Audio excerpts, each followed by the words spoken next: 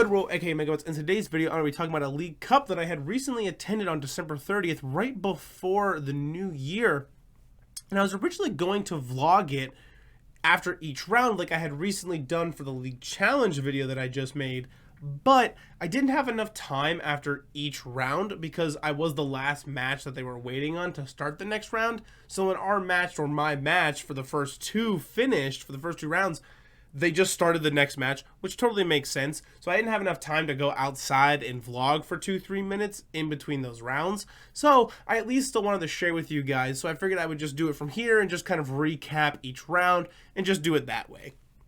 So before we jump in the deck list that I had played at this League Cup, don't forget to leave a like, smash the subscribe button, because I really do appreciate all of your guys' support. All right, let's jump right in to that deck list. Alrighty guys, and here we are with that deck list that I had played at the Cup. Now, this is the exact same 60 that I had played at the League Challenge.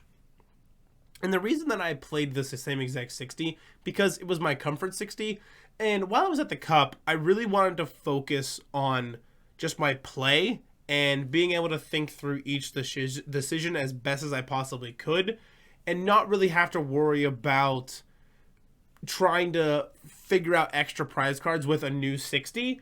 I just really wanted to focus on my gameplay and making sure that I was going through the motions and doing everything as efficient as I possibly could. So I just kind of stuck with my comfort 60 here that I've been playing with Lastina. So we got 4 Comfey, 3 Giratina V, 3 Giratina VSTAR, 2 Sableye, 1 Cram, 1 Radiant Greninja, 1 Manaphy, 4 Colress, 1 Boss, 1 Roxanne, 2 Iono, 3 Path, 2 Water Energy, 4 Jet Energy, 4 Psychic Energy, 3 Grass Energy, 4 Mirage Gate, 4 Battle VIP Pass, 3 Nest Ball, 1 Switch, 2 Escape Rope, 2 Super Rod, 3 Switch Cart, and 2 Counter Catchers. Now, I might end up changing the 60 a little bit now that I don't really have any challenges or cups for the next like week or two that I'm going to probably to attend. So I might change it up for a bit and just kind of do some weird goofy stuff with this Lastina deck. But this will probably be the 60 that I end up coming back to, just because it's the one I'm most comfortable with. It's the one I know the best. It's the one I've been playing rather consistently for weeks out at this point. So let's jump right into how these matchups went, starting with round 1. Alrighty, starting us off with round 1, I had sit down with my opponent, and they flip over Feebas. And when I'm playing, I was talking with my round 1 opponent before the Cup. We had talked before at a previous Cup. We had played at that Cup as well. And they've given me tons of advice and just talked through me about a couple different random Pokemon things and things of that nature. Super nice guy. Enjoyed talking with him. We actually had talked even after the Cup, and I had checked up and was like, hey man, how'd you end up finishing and stuff? His name's Nick Delatora. So Nick and I sit down at round 1, and he told me he was playing a pretty spicy deck. And I was like, I don't know, man. You were playing Gardevoir before. I was like, can't be that spicy, right? So I sit down, and he flips over Feebas. And I'm like, I don't even know what this card does. So I was like, can I read that? And I like pick it up and read it. And I'm just like, this card doesn't seem that great. It's just like attach to energy, go find an energy or whatever. So I was like, okay, sure. And I think I was going first or whatever. So I go through the motions and stuff and do a bunch of things. And they bench a Gimme Ghoul. And I'm like, okay, I'm playing against Goldango. As 100% I know I'm playing against Goldango now. But I still didn't quite understand what was happening. I was like, man, you want to talk about spicy? Yeah, that's pretty spicy. Because Goldango never really made a breakthrough in anything, to my knowledge, at that point. But I had quickly found out that the Feebas evolves into Milotic, which makes it so you can't be Iono'd or judged or anything of that nature. And I was like, that's pretty good. And then they bench a Palkia, and I was like, why are you playing Palkia? I was like, I don't even know what's happening. So we play through the game, and I'm going into this matchup not knowing what I'm supposed to be doing because I've never played against the deck before.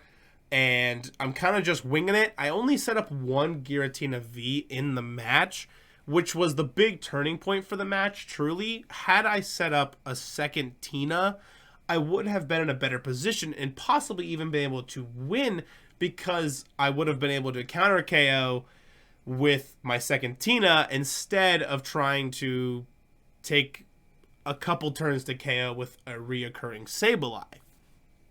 But didn't know this going into it, that apparently this Gholdengo deck did really good in a Japan Champion League. I had found this out afterwards, and Nick and I had talked about the matchup afterwards, which is how I knew that the Tina was the turning point, which I kind of figured the trend, the flow was very much in my favor, and then it just kind of flopped over to him. But we talked about it afterwards, gave me some good advice, and tons of fun to talk to, tons of fun to play against. Did not pick up the win, though, unfortunately. Did lose to the Gholdengo. The other really hard part about this cup, or in this matchup, was because my first flower selecting of the game, it was like Super Rod and Manaphy, and I was like, you play a Feebas and you got a Gimme Ghoul. I'm like, there's no way, man. I was like, there's no way this deck plays Greninja, right? Like, I was like, I don't understand. So I just put the Manaphy into my Lost Zone, and at the end of the game, the way that Nick had won was bench their Greninja, attach an energy, Star Portal, and then play a switch and get out of that into their Greninja and take 2 prizes. And I was like, yep, you got it. So unfortunate, but really fun to play against. Really close game. Was tons of fun. So going into round 2, I get paired up against the senior there, and they were playing Charizard. Now, Lost Tina into Charizard isn't the most fun matchup ever. I wouldn't say it's unfavorable. It's just a little weird because you can't hit 330. You gotta be able to Star Requiem at least one of the Zards. You gotta try to keep him off Pidgeot as well, because you can Lost Impact the Pidgeot and KO that. And it's really nice if you can get a path to stick. But our matchup was very close. Very, very close game with the senior there. We went back and forth, taking some early KOs. I took a couple early KOs with Cramorant. I got a Sableye stuff set up. Got 2 Tinas set up. And at one point, I got put in a position where I had to Abyss Seeking that one turn. And they could have forced Seal Stoned for the Vitality Band to do 220 to my Giratina V, but they forced Seal Stone for something else. I don't know what they grabbed, but it wasn't Vitality Band because they didn't end up playing it. And they were able to hit my Giratina V for 210, and I now understand why they play Vitality Band in the deck, because of that situation right there. For those that don't know, for the longest time, I have been preaching and wanting to know why Charizard EX plays Vitality Band in the deck, and I get it. It wants to hit the 220 if you take 1 prize card. It makes sense now. So, was fortunate enough on the misplay on their behalf, was able to capitalize on it, and counter KO with my Giratina V into their Charizard. And then the end of the game arises, and I have 1 prize card left, they have 2 prize cards left, and I have very little cards left in my deck. I had, I think, 6 cards, and I was like, alright, play Colress, and I was trying to find the 1 Mirage Gate left in my deck. I didn't find the Mirage Gate off of any of the 5 cards that I had drew. I had 1 left, I had 6 cards left in my deck, so I knew that the last card in my deck was the Mirage Gate. So I actually had to call a judge over because I wanted to know if flower selecting would let me draw the last card. So called the judge over. Judge ruling was that I can end up doing that. So I flower selecting, draw the card, Super Rod in, 3 energies, Mirage Gate, attach 1 to my Sableye, 1 to my Comfey, retreat out of the Comfey into the Sableye, and win that turn. Was crazy close game. Shout out to my opponent. Played it incredibly well. They were able to bump my path literally every time. Also, Nick did round 1. I was like, all right, I'm going to try to get this path. I didn't realize that the deck played 4 workers. So that was really unfortunate.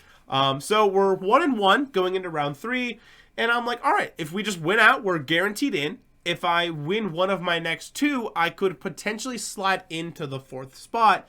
Because the way that the matchups were going, we had a tie, so it looked like we were going to be able to have 1-2-2 in top 4.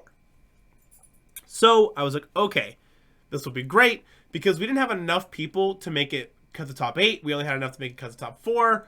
So I went into this with a soft goal actually to make top 8. But once we had found out that it was cut the top 4, I was like, I want to make top 4, soft goal, break even. We found out we're doing 4 rounds, so I wanted to at least go 2-2. So going into round 3, I ended up playing against my friend Blake, who was actually playing Miraidon. Blake and I had gotten breakfast earlier that morning together and played a couple games beforehand, and I know what I need to do in the matchup, and Blake knows what he needs to do in the matchup also, but I got very lucky, and he bricked very hard. His prizes were absolutely loaded. He had a Raichu in there, so he couldn't deal with my Giratina very often, and his Iron Hands was also in the prize cards, so being able to potentially take 2 prize cards off of Comfey's and Cramorant and Sableye's wasn't an option anymore until the Iron Hands was gotten out of the prize cards. So my hand was very good. I was able to Battle VIP Pass, Colress, attack early with Cramorant, get a Giratina V-Star set up pretty early, and was able to kind of just really push all the momentum into my favor. So ended up picking up the win there in that round 3. So going into round 4, I'm like, okay, I'm 2-1. If I win this, I'm guaranteed in. But if I ID, am I also in? So I sit down with my opponent and we're talking about it. And he's in a position where he also is like, if I ID, both of us might make it in. But the only way that both of us make it in is we need 2 people to lose specifically. I need a person that was playing Rapid Box to lose, and I need the other Miraidon player to lose. So had my round 4 opponent and I ID'd, we actually both guaranteed ourselves into top 4 because both of those players had lost. So we didn't know that going into the matchup though, so we ended up playing it out and we're playing the mirror match. And both of us actually make a joke to one another that neither of us know how this mirror match goes. So we kind of just wing it. I'm like the only person at my locals that plays Lost Tina. I really haven't played the matchup online that often, so I just kind of was like, I feel like I know what I need to be doing. I ended up going first, I believe. So I was able to evolve my Giratina V into V-Star quicker than they were, and it was pretty nice. I started off really strong. I was able to like, all right, Lost Impact, KO your Giratina V-Star.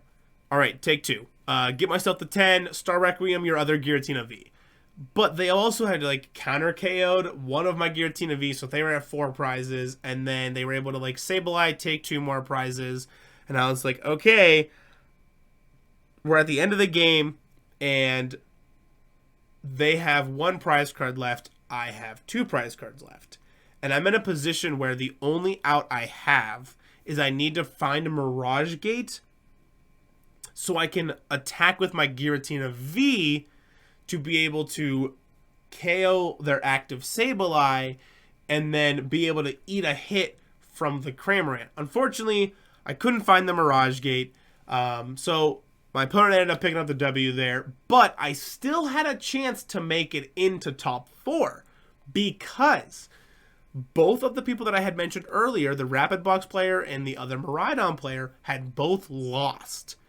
And my breakers were pretty good because my 2 losses are Nick, who is 4-0 playing Godango, and Todd, who is my round 4 opponent, 3-1. So I'm like, okay, if my breakers look good enough, I can slot into the 4th spot because the other person that was on a win and in also lost. So I was like, I'm in a position where I could make it in the top 4 because those 2 other people lost. The other win and in guy lost. My breakers look pretty good. I just need one of my 2 opponents that I had beaten, being Blake and the senior that was there, to win. Either one of them just needed to win their matches, and they both didn't, unfortunately. So the only hope I had after that was that the other person's breakers were just a little bit worse than mine, But unfortunately, that didn't end up happening, and I did bubble out of top 4 and end up finishing in 6th place. So this is the Masters Division lineup here. Just 14 players, including the 2 seniors and the 1 junior that was there. I did bubble out, and I did end up finishing 6th with a 2-2 record, so it wasn't too bad. It was my soft goal to at least break .500, and I did. So I felt like I did play rather well. Round 1 was crazy. You know, I didn't know the matchup very well. I didn't really know what I was getting into, and just kind of got capitalized on that. Round 2 was a crazy matchup against Charizard. Was able to barely win at the very end of the game by literally decking myself to do so. Round 3, my opponent bricked and was able to capitalize on that. And then round 4 was a literal tug and war back and forth, and just needed a little bit of the heart of the cards moment there to get the Mirage Gate, and didn't get it, unfortunately. But 6th place overall, not too bad. I was pretty proud of myself. So let's jump right in to that outro. Alrighty, guys, and that was the League Cup that I had went to on December 30th. Like I said, tons of fun. I played rather well. Shout out to all my opponents. They were all a blast to play with. Everyone was super nice. It was a great time. Everybody had fun, and I don't know. It was just a good time. Looking forward to the next cup that I get to go to. I'm hoping to keep getting better at each cup. I definitely can feel myself getting a little bit better each time I go to a challenge or a cup, because I've looked and I've seen small growth each time. I've realized something different in a matchup that I need to be doing, and I end up doing it, and it ends up winning me the game. So these small things very much will add up, and I can feel them making me a better player every time. So tons of fun. Had a blast. If you haven't yet, don't forget to leave a like, smash the subscribe button, because I really do appreciate every single one of your guys' support. Alrighty, guys, I'll see you in the next one. Peace!